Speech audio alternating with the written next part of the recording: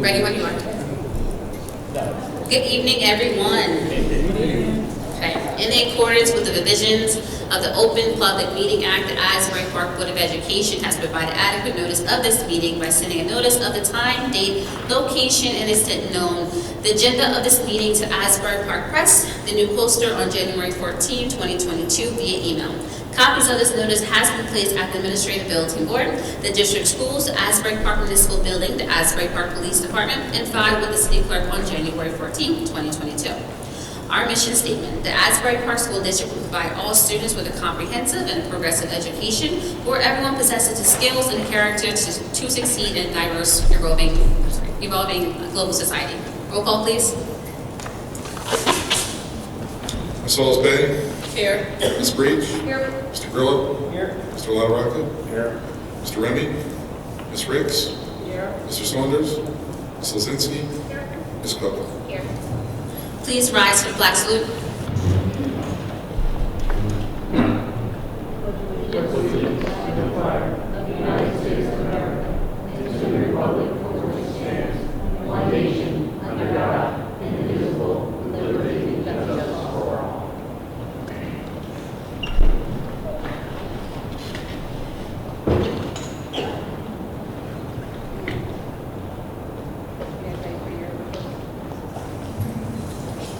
We're going to start with our reports. Tom? Thank you. Our finance and building and grounds got a little, committee meetings schedules got a little mucked up there because of our special meetings. So, but finance committee turned into an intimate meeting between Mr. Hastings and myself after our special meeting last time. So we were able to touch on some things, and from that can update everyone else. As you know, from the special meeting we had last week, we adopted a resolution approving our application for stabilization aid. Decisions are not expected from the state until at least after October. We also discussed the additional aid that's been received by the district for maintenance of equity. This is the reimbursement for the cuts that were made under S2, that under the federal guidelines for providing grants, those cuts could not be made. So we received additional aid. The committee unanimously agreed that, there's a little finance committee humor there. Committee unanimously agreed, let's look at very judicious use of that money and instead begin talking about what we're looking at in terms of revenue increase and anticipated losses for what will be the 2023-24, the 2024 budget, I guess, actually. We're updating the 5-year budget plan. Architectural services, we have the 3 ESSER bids. So our notes reflect, if people are asking you, the first grant, the New Jersey Cares, $1.8 million, a lot of that for COVID relief actions, and equipment, and masks, cleansers, that sort of thing. ESSER 2 was $7.4 million. That's where we get into now HVAC repairs or additions. We're doing things at all 4 of the schools. Along with that, and ESSER 3, which is $16.3 million as well. A lot of that for the air systems in effect, so that we're well positioned moving into the future. Central office relocation to the Barack Obama building. The district architect has walked that building. As I understand, we'll be giving the administrators some information about how to plot out that space, how to rework that space. Be aware, obviously, in moving, we're going to have a bill there, but it's in terms of return on investment, we will no longer be paying rent, and within a few years, we gain that back. I ended up connecting with Aaron Williams, who you may remember was in front of this board a year and a half or so ago with regard to his initiative for tennis in Asbury Park, for the Asbury Park children, as well as the community, I suppose.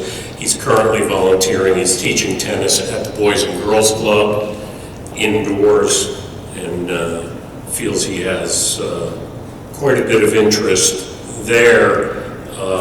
I got somewhat involved as his grant had looked at resurfacing of the courts between Obama and MLK. That, as we understand it, is not doable because of EPA issues, as well as issues of that'll eat up that whole large tract of land. That there hasn't really been a discussion what we might want to do there, but we've got significant EPA issues. And for the first time, I actually toured the old tennis courts at the high school. Unfortunately, they were built upon wet sand and peat moss going down below 20 feet, which brings about a significant amount of cracking in the courts and settlement where that's not a feasible spot as well. So as I'm handing off to athletics and or building and grounds, it seems like there's a potential feasible spot where the abandoned basketball courts are behind the high school, if we're interested in this, and then of course getting costs to see that there wouldn't be a cost to the district, that the Asbury Park initiative could pick it all up and provide for maintenance costs into the future. So that's a possibility that'll ask these other committees to look at. I don't have a lot of information with regard to his grant other than it was $350,000 and it was based upon what doesn't seem feasible to do. Either that spot between Obama and MLK or the old basketball courts, if you build there, they're just going to crack again. The only other that I had was I did attend the Homeowners Association. I want to thank Ms. Ricks for her support at that meeting, as well as our former president was there as well, providing support to the school district, Ms. Abez Anderson. I was afforded very little time to speak. It became clear to me that the individual running the meetings wasn't necessarily interested in obtaining additional facts, but had an agenda he wanted to get through and perhaps has another agenda. But I did find that the homeowners group as a whole is not one homogeneous group looking to say all they care about is taxes. I did not find that to be the case. So perhaps, or I would propose, or I would volunteer, run our own meeting with regard to education on school financing, what's been done, where we're going, because the individual running the meeting didn't seem to be interested in those facts. The co-organizer of the Homeowners Association is a local developer, so unsurprisingly, he told me what we need to do is develop most of our property. So I feel like in getting out what we're about, what we've accomplished, where we're going, and the actual facts of how financing works, we would have to do that on our own accord. And that concludes my report. A little lengthy there. Ms. Ricks? Hi there, everyone. The C&I committee did meet. We had a short agenda, and it is as follows. We discussed the ELTS yearly writing contest for grades 5 through 8, and the theme of that contest is, what is your American dream? And this is at no cost to the district. We also discussed the Girl Scouts meeting at Thurgood Marshall and Bradley Elementary, grades 1 through 3 throughout the 22-23 school year at no cost to the district. We discussed that Director of Curriculum, Mr. Ruiz, and 6 supervisors to become members of MC3 for school year at a cost of $500 for the entire school year. We talked briefly about school trips. At this time, we're still discussing that. At October's meeting, we hope to present to you our after-school programs where we will use ESSA funds. I know there is something on the agenda about big brothers and big sisters wanting to run a program, and I'm going to ask Dr. Alec Morris if she would elaborate on that. Yes, good evening. It's the same program that we've had over the past 2 years. They have 5 different programs that they run. 2 programs are run in the upper elementary school, the middle school students, and the others are held in the high school. And what they do, it's a mentoring program, and it's based on careers. They partner, one of them they partner with New Jersey Natural Gas. The other one they partner with Jersey Shore. There's another one that partners with Allied Health and Sciences for students who are interested in those fields. And it's a mentoring program. They come in during the day. They come during lunch. They used to bring lunch with them, and they meet with the students as they partner up with their mentors. They also take the Project BAM is a program that is partnered with Monmouth University, and they provide the busing for the kids to go to the university. But it's the same program that we've had.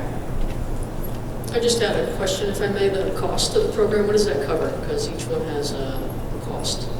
So it covers, I guess, the food that they feed the children. Also the mentoring program that they have. I think they pay the mentors a nominal fee for coming in. So that's really what it covers.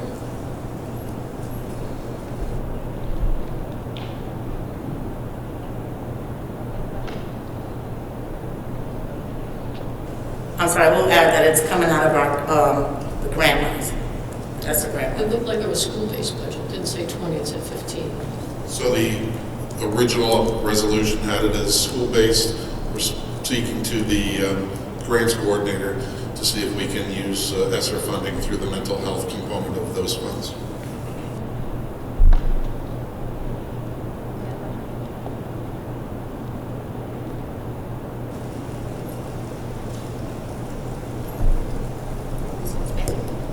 Good evening. For general policy and regulations, the committee discussed and reviewed the policies noted below, noting August was the second reading for this alert. Administration is reviewing the uniform regulation to make sure it reflects the current grade level uniform requirements. The committee also discussed the use of snow days and if they could be used as remote learning days.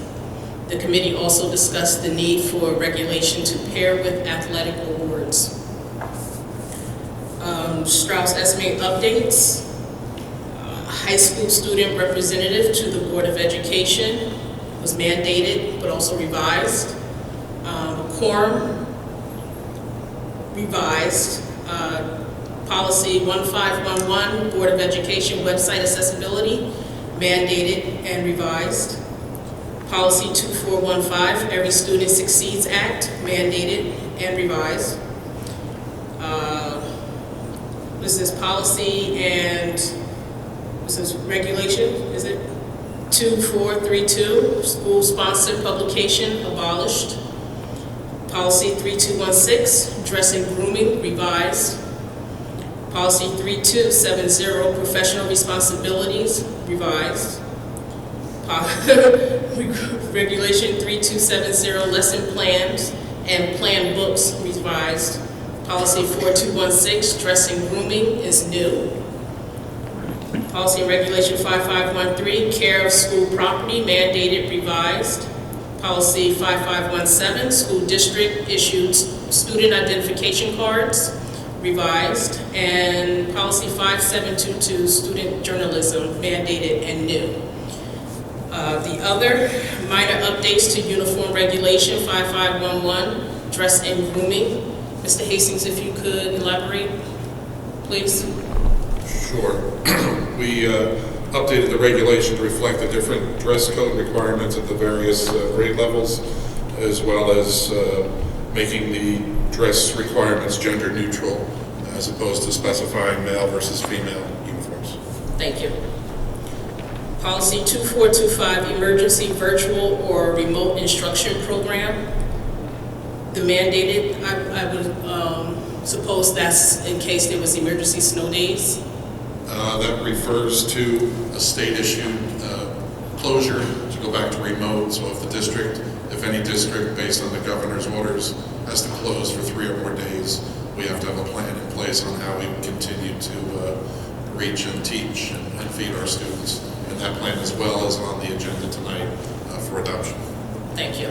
Additionally, Ms. Osberg, with the remote, with snow days, there's also regulations regarding using virtual days for snow days. So that was already cleared up last year that is not a possibility unless we are already fully remote. So that was clarified as well. Understood. Thank you. That's it for policy and regulations. Lastly is athletics. On October 7th, we're going to be having a homecoming. Unfortunately, with the timing, we weren't able to get the floats, but we'll still have the alumni tents. And we'll be having the recognition of the King and Queen at halftime. And then also the senior recognition will also happen as well. If you have the time, please come out and support October 7th.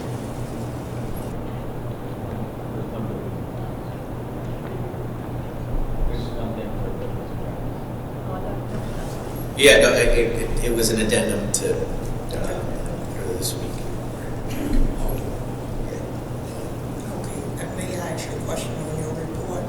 Does that mean that the homecoming parade is canceled?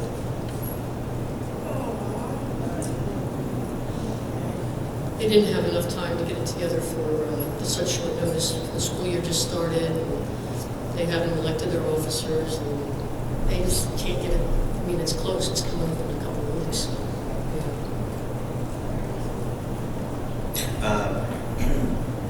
So there was just one addendum to buildings and grounds. Mr. LaRocca went through our kind of joint meeting that we had, most of the items. The boys and, or no, I'm sorry, not the boys and girls, the Girl Scouts submitted a use of facility application for consideration, and we received it fairly late with a fee waiver request this morning, or a few, not this morning, a few mornings ago. And I believe it's placed on the agenda as an addendum, as the organization directly supports our students, and they're going to cover the cost of fees to register and participate for the students. I would support this request. Joe, just so you know, we did talk about that in curriculum. best to make sure they did put their facilities use in, Yeah. they haven't at that. So, oh, thanks for bringing it up. I was very happy they brought it back to you. Yeah, I mean, it's, my new office is right by the Girl Scouts main office, and they're just a fantastic organization. It's great to see them here. So, what's that? I would love to get some cookies from you. Maybe I will bring them. Okay.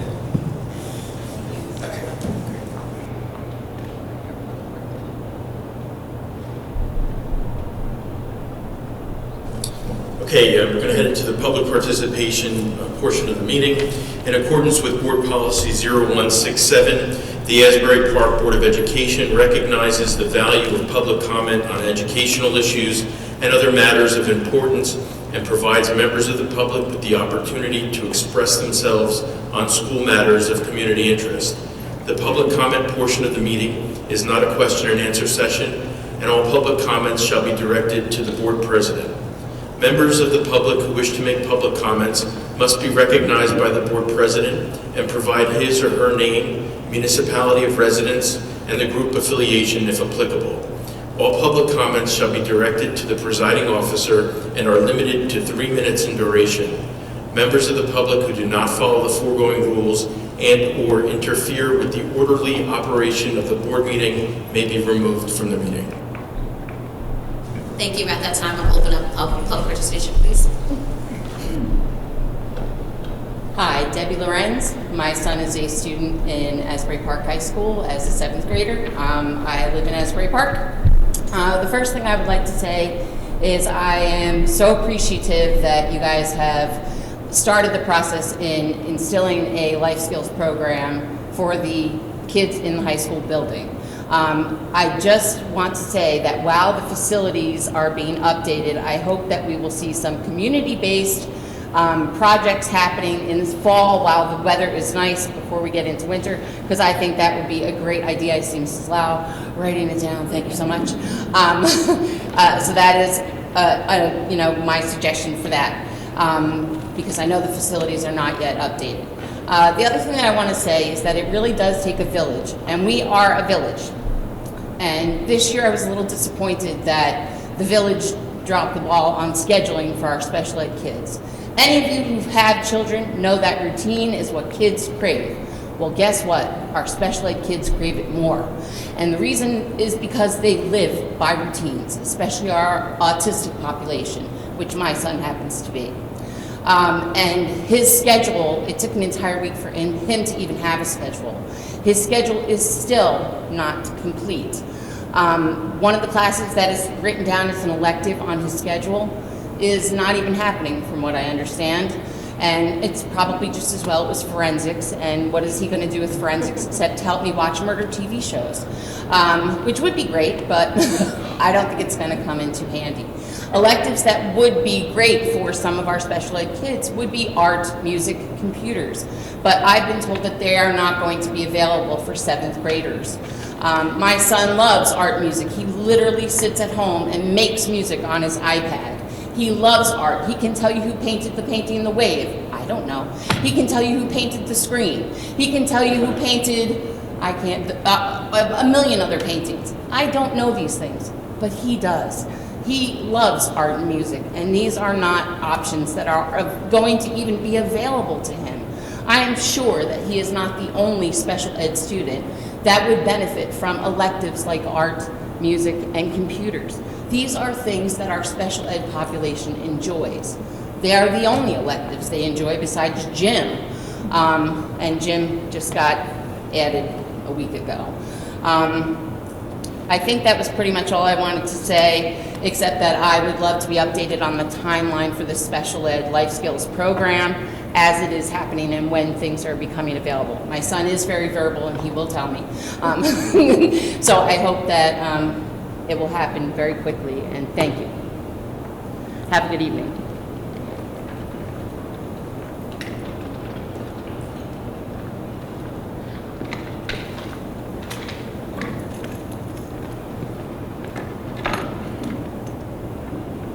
Tracy Rogers, 610 Sewell Avenue.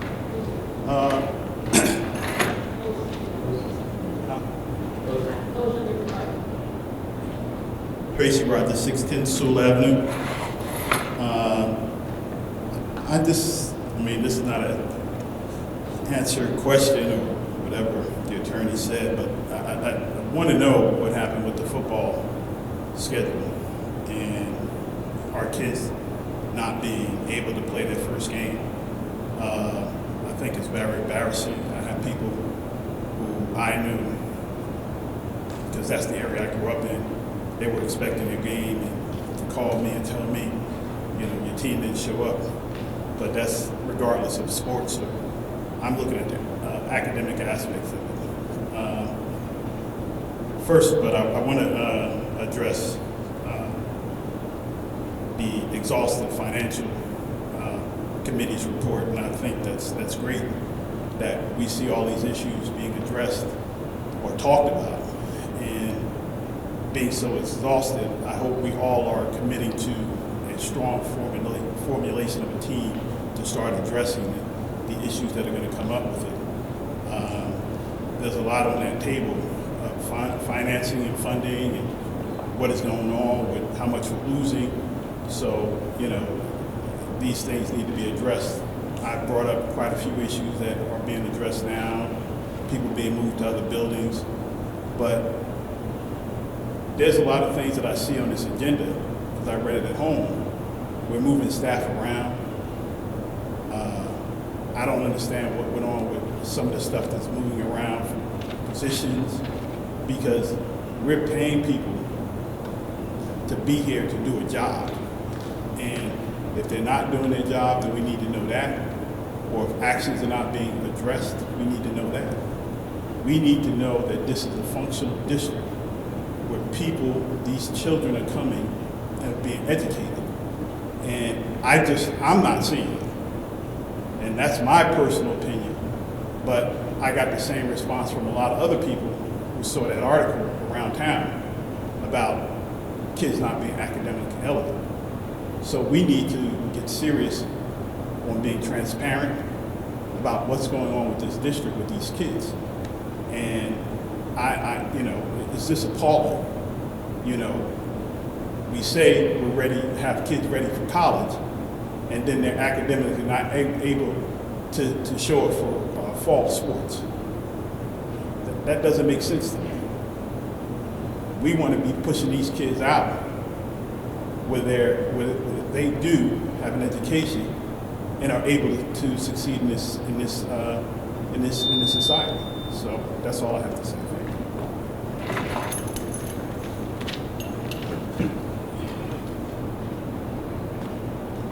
Good evening. My name is Mrs. Bray. I just came here. I want to talk about a few things. I want to also be mindful that I address Miss Cook like she told me before. I'm so happy this year that I can say that I put my daughter back in school, but it's not with you all. I don't understand really how you all can sit here and really act like you are affording opportunities for our children. You're so far behind. I mean, so far behind, so far behind. I don't understand how you accept all these donations and get all this money, but yet and still you cry that you have to pay money for other things in the past. So what do you keep asking for current money for? I guess you all thought that the football thing was going to be easy. I know y'all had a hard time. I'm not sure why you all feel that your salary is more important than these programs for these children. I don't know who you all are really hoodwinking, but if people pay attention, these programs that you have and that you say that you're doing, the kids tell us the truth. That's how I know things. The Big Brother, Big Sister program, you're so far behind. That is a very good program. Co-op, you're so far behind. I had that, I'm 70s baby. You're not affording these children the tools that they need to survive, but you keep talking about success. How do you have success for children when you classify them and you penalize and stipulate them for the conditions that they may have? I don't really think that you all understand the terms of what these children have. Autism is not always an intellectual thing. And then here and there you're flipping up the idea about virtual and this and that. I don't really understand how you all just sit here and be positive and smiling and patting each other on the back and having your accolades thrown at people because you've done this and you have this many years experience. To me, it really doesn't matter what you do because you're doing really a poor pitch job with our children, really. I put my daughter in Sisters Academy. They've been on trips. It's only what is this, September? They've been on trips. She's been on 3 trips. You guys get branded and funded for trips, transportation, books. Would you say 2%? When's the last time these children been on a trip? You're so worried about uniforms and this. What about the structure? You all are not even on one page. You definitely, clearly do not know how to communicate. Everybody's always pointing the finger at somebody else, or it's what this person didn't do. I had such the worst experience with you all last year. I thought that I was going to have a psychiatric breakdown and be in jail because I feel like you all are getting more money for my child than I gave birth to. You're profiting off of my child and you're not giving her anything because everything starts at home. And my child is very well mannered and she's very well educated at home. And you guys were just making sure she succeeded in failing.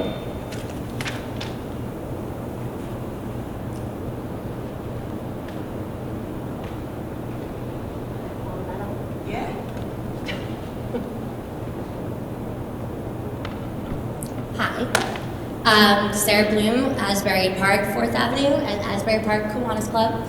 I'm just here to kind of share the message of who we are and needing your open and communication for us to help you because Kiwanis Club is a group of super passionate people, one right there, one future, and we care about the kids in the community, even though I have fur babies, I don't have kids.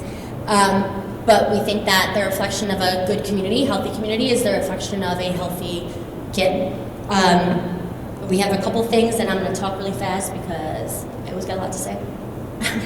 So nobody really knows what Kiwanis is. I'm going to say a little bit about it.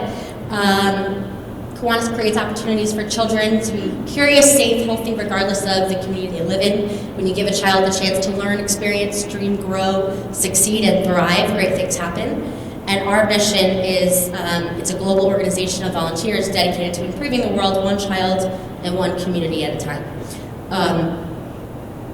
And we rechartered in 2020, and mid-pandemic, we were in the community for a long time. We actually started Monmouth County Boys and Girls Club when we were the Kiwanis Boys Club. We were a little sexist back then. It's no longer an old white man club. We got diverse. Now we struggle to find, I guess, our old white man quota.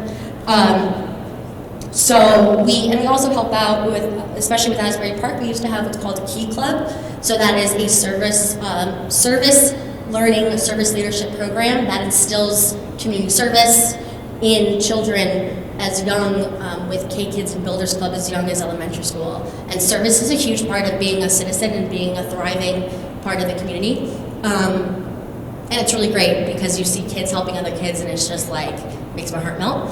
And we also have what's called In the Making of an Action Club, which is for differently abled adults, or disabled, however you look at it, for them to be a part of the community and give back because they're often on the side of receiving. A few things that we have coming up. And I would like to do Key Club in the high school again. We just need an advisor, some money. Not that much, not as long. We have Key Clubs in Allied Health and Science and at Randy. And we also do scholarship programs, award them scholarships. I was a sports reporter in my former life, and we did Student Athlete and Athlete of the Year, which is, I love recognizing kids. I think that's super important, and for them to be recognized in front of their friends and family, it just, like, they should be, you know, because there's no local news coverage anymore, unfortunately, like Asbury Park Press. Anyway, on to a positive note, we have Legacy of Play contest. We need 17 seconds of your time to vote. I will leave some papers here. We will get a $25,000 money worth of commercial playground equipment, which is nothing in the long run, but if we pair up with the council, which I visited the council before, and okay, anyway. I will leave my information and all of that, and they can vouch for me.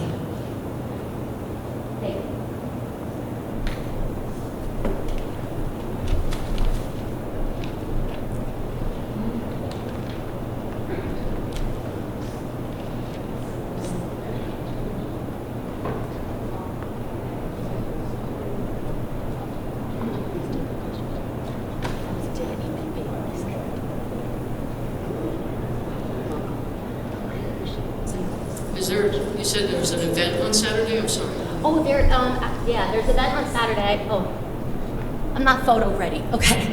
There's an event on Saturday. It's our family field day. And so we actually have, so this is also an opportunity for high schoolers, and I would love to give them service hour opportunities. They can help. We have a craft table. It's from 11 to 3 at Springwood Avenue. And I can email that to whoever. It's from 11 to 3, and have games. We're going to have, I think, McDonald's is donating water or something, which I was hoping for a chicken nugget. If I could just help, Ms. Bloom, the event is Saturday the 24th from 11 a.m. to 3 p.m. We're hoping that all of our district children and families attend. There will be plenty of table and field games, a snack. We have a DJ and for music and entertainment, and we just have like a questionnaire that we're going to hand out to the kids to get their thoughts on what it is and their expectations they have of their community supports, the district, and everything else. And we are willing to share that information with the board so that everyone has an idea of how the kids feel and, you know, what it is their expectations are of the adults that service them. Great explanation in fewer words than I did. But also you can email me at sarah@asburyparkkiwanis.org. And we have Academy Charter high school students also volunteering that I'm doing, so that some of them might be from Asbury, so hop on it, Asbury Park High School. Okay. Thank you. Thank you. Anyone else? Good evening, Beverly Lyons, Asbury Park. Just to piggyback on this excellent introduction of surveying our youth and what they have to, can submit from their hearts, what they're seeing, what they're feeling. And my experience this morning in a very successful student advisory committee meeting, it was very invigorating for me to hear our children honestly share their hearts about, we may think they're simple, but you can hear their hearts when they say, this isn't well, or we like this, or we don't like that. So I just want to say thank you. I know we had an explosion in the beginning of the year, but you know what? With that explosion, things began to open up. So sometimes when we have explosion, it isn't necessarily negative. It's beneficial for us, especially when it comes to our jewels, the children. Thank you so much. Thank you. Anyone else? At this time, we'll close public participation. Madam President, first I wanted to, I think she left out into the hallway. If you could, she's going wrong. Okay. Part of the board regulation and policy was identifying a student representative for the board. We have done so with the support of Ms. Bridget O'Neill, the high school principal. I would like to call up Sarah Martinez Hernandez, our 11th grader, Dream Academy student, who will be our student board representative.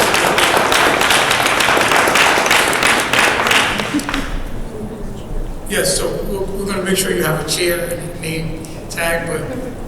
Oh. Yeah. That will be official next time. Yeah. So Sarah is one of 2 representatives that we're going to have. Each month they're going to prepare a short little report for you about some things that have been going on at the high school. So she has the first one for tonight. Does Sarah want to come up and sit down and do it from here? You want to sit up there? I'm sorry, you could, no. Sorry, I have my seat. She can sit in my seat for right now. She can sit in my seat for right now.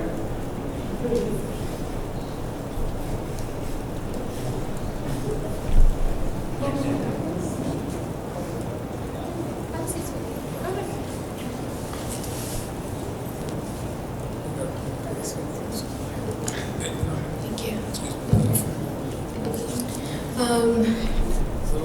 the cafeteria.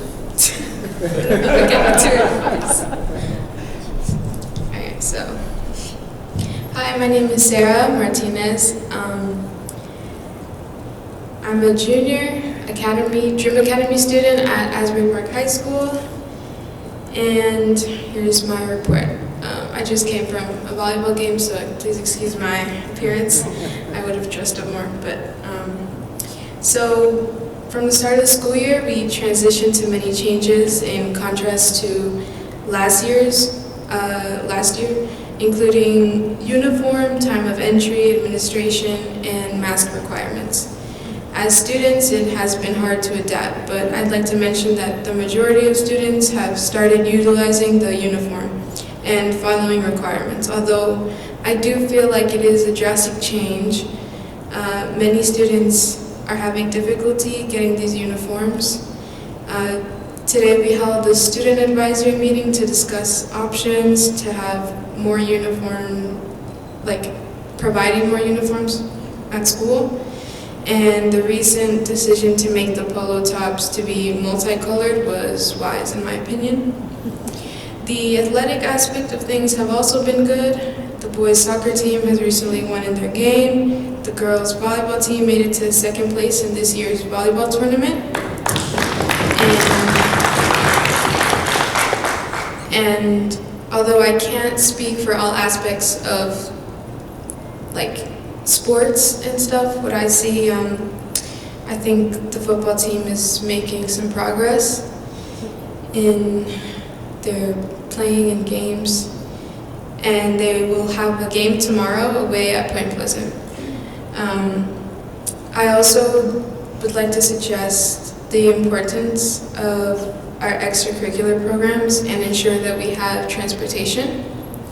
Last week, the Asbury Park Police ensured that we would make it home from our volleyball game due to the bus not being there on time or not showing up. And I'm very thankful for them. And in all, the school year has had a promising start, and I hope that there is more ahead. So that's it. Thank you. Ms. Martinez, before you step away, I wanted to touch on the uniform situation you spoke about. Thank you for bringing that up. Also, with the Kiwanis Club, we are in the process of getting uniforms, doing a donation type drive for uniforms. And our goal is uniforms and school supplies.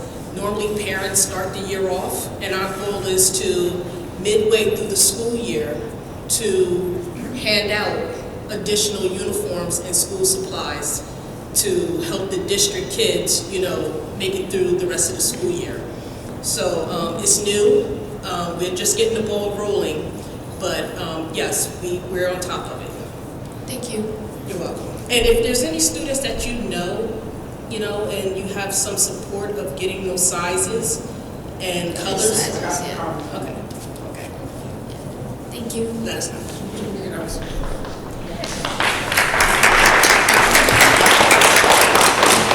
So, Ms. Martinez, one of the things after our meeting this morning for the Student Advisory Club, I did go back, as I promised, and followed up on the recommendations regarding the lunches, the grab-and-go breakfast, as well as 60 shirts in all sizes from small to double X will be dropped off at the high school tomorrow.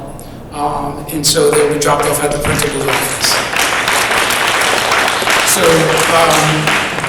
Ms. Belvin Lyons was part of that student advisory committee meeting, and as I said to them, their voices and their recommendations are heard and acted upon.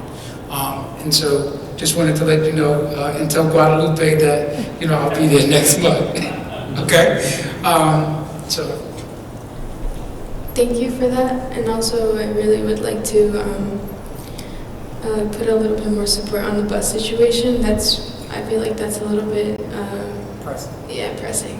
So following the notification of Signatov not picking you guys up, and the Asbury Park Police Department really jumping in and doing a great service for the community as well as the school. We've been on them regarding their contract obligation to busing. Okay, so that was as of the incident from the volleyball game, and then the other incidents regarding picking up students late, particularly our special needs students. So they're actually waiting almost 30 to 40 minutes after school on their busing. Okay, so those are situations that we're presently working on. But thank you.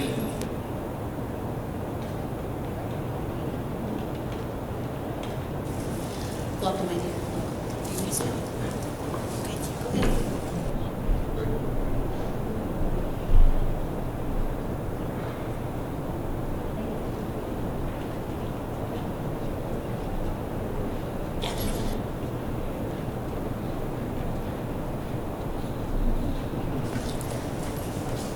Whereas the Open Public Meeting Act allows exclusion for discussion at the public participation of the meeting, certain matters as outlined below. And whereas the Asbury Park Board of Education was to discuss such matters, made and will make such decisions public when a proper conclusion has been reached. Now therefore is resolved that September 22nd, 2022, to Asbury Park, New Jersey, for the purpose of outlined below, litigations or contract matters or client privileges and personnel matters. Thank you. For the members of the public who are present, for those watching at home, the board will be retiring to executive session for approximately 10 to 15 minutes, after which time we will return to this room and we will start our 7 o'clock regular meeting.